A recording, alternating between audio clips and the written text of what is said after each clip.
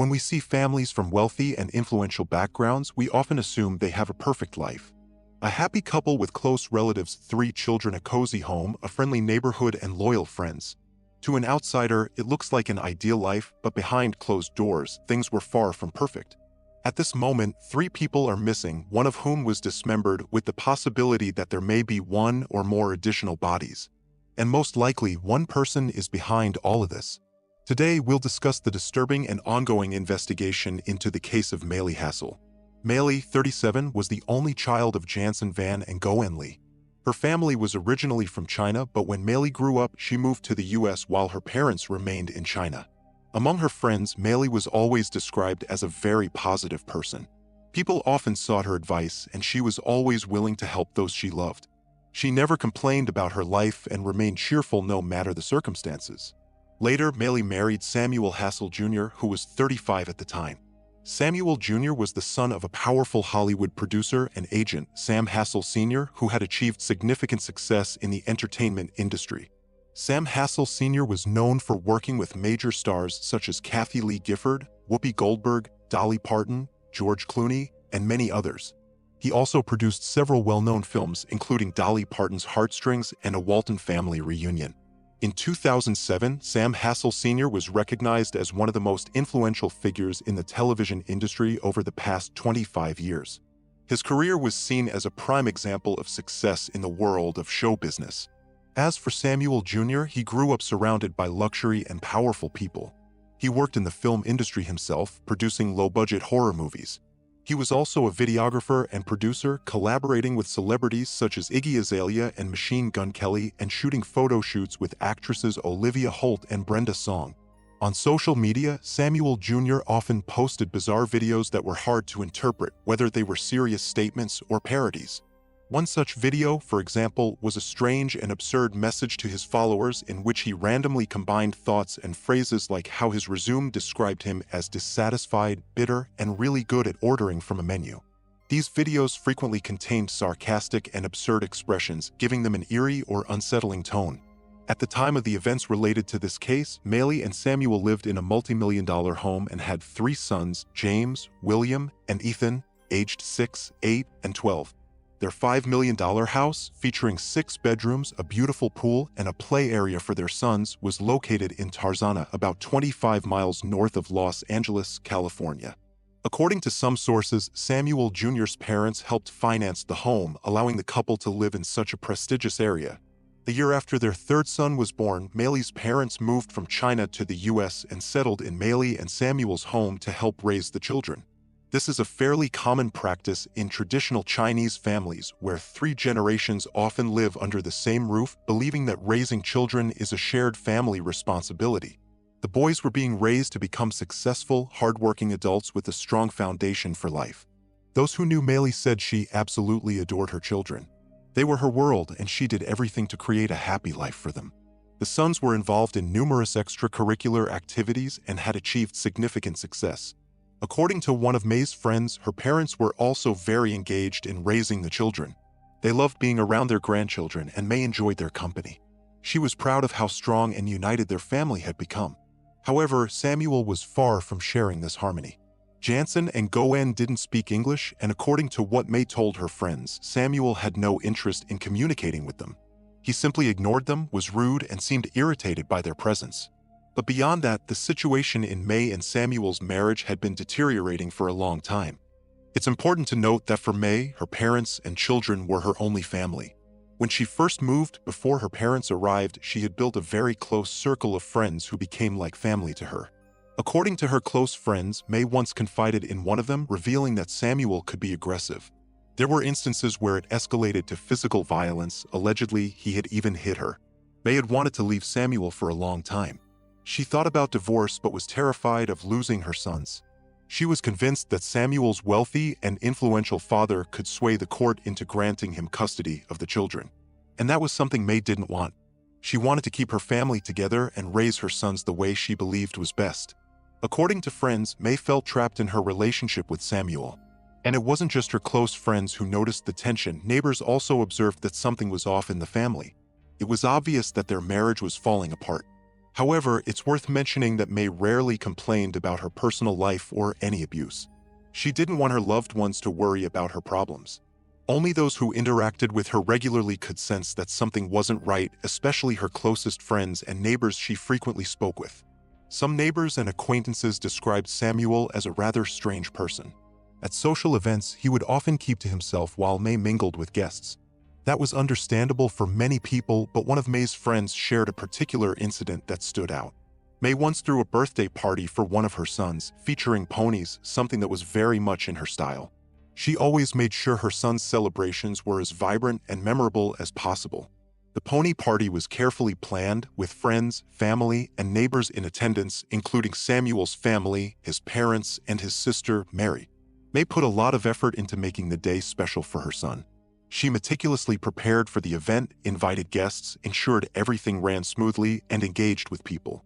Meanwhile, Samuel behaved oddly. He distanced himself from the gathering and sometimes simply disappeared. Even his parents stayed at the event, socializing with guests, being warm and welcoming, but Samuel was frequently absent. Some neighbors noticed his behavior was quite strange. He would retreat to his room or go out for a walk to avoid interaction. While this wasn't entirely unusual, it did stand out. One of May's neighbors, with whom she had grown especially close during the pandemic, recalled that they often cooked together, took long walks, and let their children play together. Despite their close friendship, she always sensed something unsettling about Samuel's behavior. This impression of him was echoed in the stories of many people who knew the couple. On November 5, 2023, one of May's friends started to worry when she tried to reach her multiple times via text but received no response. This was unusual, as May always replied almost immediately. On November 8th, when one of her friends noticed that Samuel had picked up the kids from school instead of May, her concern grew even more. The friend was surprised because May had always been the one to do this and Samuel had never attended school events. Moreover, Samuel confirmed that they had arranged a meeting for the kids the next day. This behavior was unexpected and strange to May's friend. On November 7, 2023, emergency services received a distressing call from workers who suspected that Samuel was trying to dispose of a human body. According to the report, Samuel had hired 4 workers to remove several large black bags from his house. The workers arrived at 3:57 p.m. and their actions were captured on video. One of the workers later revealed that he was paid $500 for 3 large bags. The video shows Samuel assisting in loading the bags into a truck. The bags were clearly heavy and it took a few minutes to load them. After the bags were loaded, the truck drove away. Samuel told the workers that the bags were heavy because they contained rocks. However, when the workers lifted them to load them into the truck, they realized it wasn't rocks inside. The bags were soft and damp and it felt as if they contained meat. The men had an unsettling feeling, sensing that something was very wrong. About a block away from the house, they stopped the truck and one of the workers opened the bags. What he saw looked like a human navel. The man realized he was looking at parts of a human body. Once he understood what he had seen, one of the workers said he knew they had been deceived. They didn't want to be involved in whatever Samuel was planning. They turned the truck around, drove back to the house, and left the bags on the driveway, returning the money. When they did this, Samuel tried to convince them that it was just a Halloween prop, attempting to pass the body parts off as decorations. But the workers didn't believe him. Not wanting to be involved, they left the house, trying to erase the incident from their minds. After the bags were returned, Samuel drove away from the house in his white Tesla. A few minutes later, the workers immediately went to the California Highway Patrol to report what they had seen. However, according to them, they weren't taken seriously and were sent to the Los Angeles Police Department. But even there, they were dismissed and told to call emergency services instead. Why this happened remains unclear, adding even more mystery to the entire incident. The workers who got caught up in this chilling story later admitted that they genuinely feared for their lives. Their fear was entirely justified. They realized they had likely witnessed a horrific crime. Samuel had clearly tried to use them to get rid of a body. And now he knew that they had seen what was inside the bags and returned them in shock. The workers understood that they had now become witnesses to what was possibly a brutal crime. After their initial emergency call, police officers were dispatched to the Haskell family home. However, upon arrival, they found no sign of the garbage bags. After searching the area, they didn't find any clear evidence of a crime and did not conduct a more thorough investigation inside the house. The next morning, on Wednesday, November 8th, the very same day May's friend felt uneasy after seeing Samuel pick up the kids from school, a new horrifying discovery was made just a few miles from their home. A homeless man was rummaging through trash bins in a parking lot in Encino, about 5 miles from the Haskell house, when he noticed a suspicious bag placed inside a duffel bag. Upon opening it, he found a decapitated and dismembered female body, a torso without a head or limbs. The police were immediately called to the scene. Officers arrived shortly after and covered the remains with a tarp. The torso was wrapped in plastic, still wearing underwear and some remnants of clothing, but the limbs and head were missing. Eyewitnesses who were nearby shared their impressions.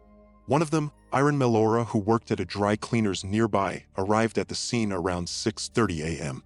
She overheard a passerby saying they had found someone in a dumpster who wasn't moving. At first, she assumed it might be someone who had passed out from intoxication. However, her colleague quickly realized that they were looking at a horrific scene. A body without a head or limbs. It looked like a scene straight out of a horror movie. After the police examined the bag, they immediately understood that it was the same one the workers had mentioned the day before. A full-scale investigation was launched. Officers reviewed surveillance footage from cameras near the dumpster. They got lucky. One of the cameras clearly captured the moment when a suspicious vehicle pulled up. The footage showed a white SUV slowly driving in and parking nearby. A man stepped out, opened the trunk, and pulled out a large black garbage bag. His movements made it clear that the bag was heavy. He had to put in effort to lift and toss it into the dumpster. After that, he closed the trunk and calmly drove away. Among the pieces of evidence found was a photo of the car's license plate. A witness, sensing that something was off, had taken a picture of it. The Haskell family owned 2 white SUVs, a Volkswagen and a 2014 Nissan Pathfinder. Additionally, Samuel also drove a white Tesla, which closely resembled the vehicle captured on the surveillance footage. At the time of the investigation, there was no definitive confirmation of which car was in the video, but the evidence was enough to obtain a search warrant for the house. When investigators arrived with the warrant, they discovered that both family SUVs were gone. Moreover, May herself and her parents, Jansen and Gayan, were missing. May's relatives had started noticing her absence several days earlier. Neighbors reported that her parents were almost always outside in front of the house, watching their grandchildren play on the lawn. They were friendly and welcoming despite the language barrier. Even though they didn't speak English, they would wave at the neighbors and sometimes communicate through May. However, since November 5th, none of the neighbors had seen May or her parents. This deeply concerned the police, as the parents almost never left the house. Attempts to contact May, Jansen, and Gayan were unsuccessful. None of them responded, and it became clear they had vanished without a trace. After the discovery of the dismembered remains near the Haskell home, it was evident that the case had taken an even darker turn. As the investigation continued, May and Samuel's 3 sons were found safe. At the time of the events, they had been at school and, fortunately, were unharmed. They are now under the care of the Department of Family and Child Services. When police executed the search warrant and entered the house, they immediately found traces of blood, along with other evidence suggesting that the crime had taken place inside the home. However, the authorities have not yet disclosed details as the investigation is ongoing. Meanwhile, neighbors told reporters that additional human remains were found inside the house. Official sources have yet to confirm this, stating that DNA testing will be needed to establish the victim's identity. It remains unclear who the discovered torso belonged to. Police plan to use genetic testing for precise identification. Officials claimed that no additional body parts were found in the home, but neighbors insisted otherwise. It is uncertain whether investigators are withholding information or if the neighbors' claims are inaccurate. As such, both versions should be taken with caution. During the search, police also discovered that Samuel had a strange obsession with weapons. Inside the house, they found an extensive collection of weapons, including a samurai sword, a crossbow, and, according to some reports, firearms. Samuel was also trained in martial arts and held a black belt. His fascination with weapons was no secret to those around him. Neighbors were aware of it and, despite their friendly relationship with May, never allowed their children to enter the house, fearing for their safety. They only permitted their sons to play in the front yard. Neighbors also recalled that Samuel and May's sons often bragged to other kids about the swords, crossbows, and other weapons in their home. For children, it seemed exciting and intriguing, but the adults understood how dangerous this fascination was and how crucial it was to keep weapons out of reach. It was well known that May strongly opposed having weapons in the house. She was deeply concerned for her son's safety and repeatedly voiced her disapproval. During the search, investigators found Instagram accounts featuring photos and videos of people posing with swords, axes, rifles, and other weapons. These materials only reinforced the police's suspicions about Samuel's deep obsession with weapons and violence. After gathering evidence, reviewing surveillance footage, and collecting witness statements, investigators concluded that it was Samuel who had been driving the white SUV captured on video disposing of the bag containing a human torso in the dumpster. Police suspect that the torso belongs to May while her parents remain missing. Authorities now have serious reasons to believe that Samuel is responsible for crimes against his wife and her parents. On the same day, November 8th, when the torso was discovered, Samuel Haskell was charged with 3 counts of first-degree murder. The news of the Tarzana resident's arrest shook the local community. The discovery of a woman's remains in a dumpster and the disappearance of her parents caused widespread shock and fear. Investigators continue searching for Jansen and Gayan, fearing that they, too, may have fallen victim to the crime. The house on Coldstream Terrace in Tarzana, at first glance an ordinary and unremarkable home, has suddenly become the center of a brutal murder investigation. This was where 37-year-old May Haskell lived with her parents, Goen Lee and Jiang Wang. Now, all 3 are missing and presumed dead.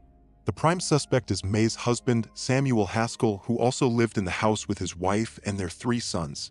Samuel was arrested on suspicion of committing the crime after investigators found traces of blood and other incriminating evidence inside the home, pointing to a violent act. Forensic experts meticulously examined the house, searching for evidence. They discovered bags containing crucial items linking the crime scene to the decapitated body of the woman previously found at the Van Nuys landfill. A homeless man scavenging through a dumpster for recyclables stumbled upon the dismembered remains and immediately called the police. After reviewing surveillance footage from cameras located near the discovery site, the police identified a white SUV parked next to a trash bin. The footage shows the driver unloading a heavy black bag from the trunk and tossing it into the container before calmly driving away. The vehicle's information led authorities to the Haskell residence. The day before, workers had reported seeing bags with body parts on the property. However, when police arrived, the bags had already been removed. This only intensified suspicion. Friends and neighbors of May were shocked by what had happened. They remembered her as a kind, caring woman who spent a lot of time with her parents and was actively involved with her neighbors. She had even planned get-togethers with friends in the coming days. Her mother, who had recently suffered a stroke, was still recovering and had difficulty moving but remained positive and welcoming.